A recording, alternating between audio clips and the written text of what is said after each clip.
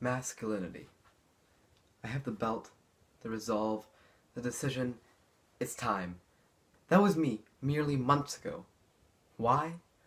High school was stressful. I had recently come out as bi and didn't feel welcome at school. But maybe all that could have been endured if I had been able to really talk about it. But what do we teach?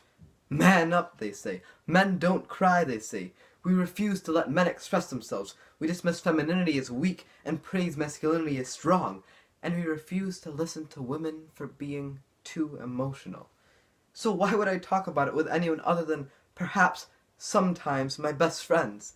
I was drowning in toxic masculinity, the tragedy that stifles growth. I was submerged by the rigid gender role society throws upon us. I was scared of so subverting society by attempting to throw off the chains that are gender stereotypes. And maybe that's why today, so many teenage men take their own lives every year. When it seems that there's nowhere to turn, when it seems like we can't talk about it, life starts to feel stifling.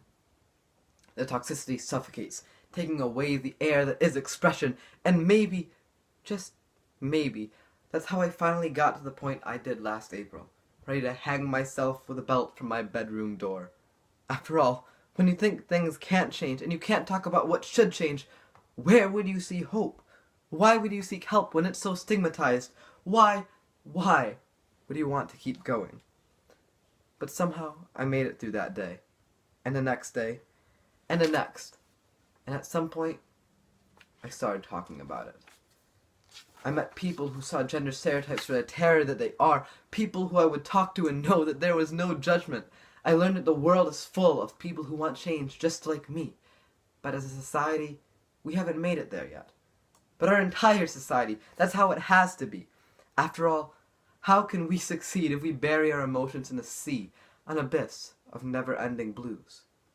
So talk, cry, let it out. Go on. I won't judge.